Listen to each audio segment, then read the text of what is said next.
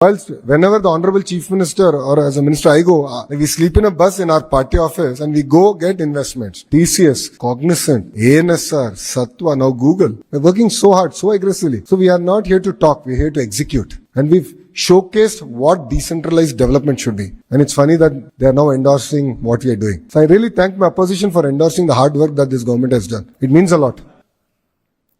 అదే కదా బాస్, ఆ రోజు ఐటీ మంత్రిని ఎట్లా ట్రోల్ చేశారో మనందరం చూసాం. 2019 నుంచి 24 మధ్యన ఒక ఐటీ మంత్రిని ఎట్లా ట్రోల్ చేశారో ప్రజలందరూ కూడా చూశారు. ఒక ప్రశ్న అడిగితే దానికి కోడి గుడ్డు గుడ్డు కోడి అన్నాడు.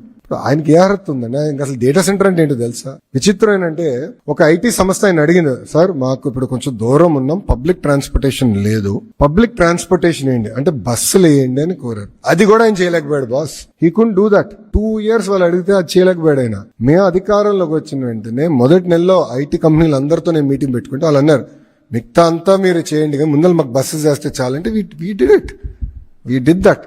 కనీసం బస్సు కూడా వేయలేకపోయాడు. ఆయన ఏం మాట్లాడతాడు అసలు? ఆయన ఏం తెలుసు? ఆయన ఎవరన్నా సీరియస్ గా తీసుకుంటాడా? ఆయన మెసేజ్ పెడితే ఒక్కడన్నా స్పందిస్తాడా? ఒక్క మీనింగ్ఫుల్ బిజినెస్ మెన్ స్పందిస్తాడా? ఆయన మంత్రిగా ఉన్నప్పుడు ఏం చేశాడు? వాళ్ళు గ్లోబల్ ఇన్వెస్టర్ సమిట్ అని ఒక చివరికి ఎన్నికలు ఇంకా ఓడిపోతున్నాం అనగా ఒక సమిట్ అని పెట్టారు.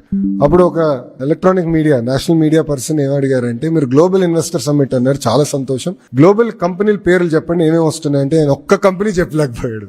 నీకుంటే టెల్ ఈవెన్ వన్ కంపెనీ. మాకు సమ్మిట్ పెట్టాల్సిన అవసరం రాలేదు, ఆల్రెడీ తీసుకొచ్చా. ఇటుగో పార్ట్నర్షిప్ సమ్మిట్ పెడుతున్నాం, బట్ మేము ఏంటి సమ్మిట్ కోసం ఆగట్లా, మూవింగ్ వెరీ ఫాస్ట్. ఇప్పుడు మొదటి ప్రశ్న ఏంటంటే 5 సంవత్సరాల్లో 15 బిలియన్ డిప్లై అయిపోతుంది. 5 years లో మొత్తం ప్రాజెక్ట్ ఈ ఫేజ్ పూర్తవుతుంది. నంబర్ 1. నంబర్ 2, ప్రధానంగా మనం ఇచ్చేది ఏంటంటే క్యాపిటల్ సబ్సిడీ. క్యాపిటల్ సబ్సిడీ అనేది ఇతర రాష్ట్రాలతో కూడా మనం పోటీపడి క్యాపిటల్ సబ్సిడీ ఇస్తాం. 3వది, డేటా సెంటర్ కావాల్సింది ఏంటంటే మొత్తం పవర్ లైన్స్ ఆ ఎకో సిస్టమ్ మొత్తం బిల్డప్ చేయాలి. దానికి ఈ ఇన్వెస్ట్మెంట్లో వాళ్ళు పెట్టుబడులు పెడుతున్నారు. దాంట్లో సుమారుగా ఒక 7 or 10% సబ్సిడీ మనం ఇస్తున్నాం.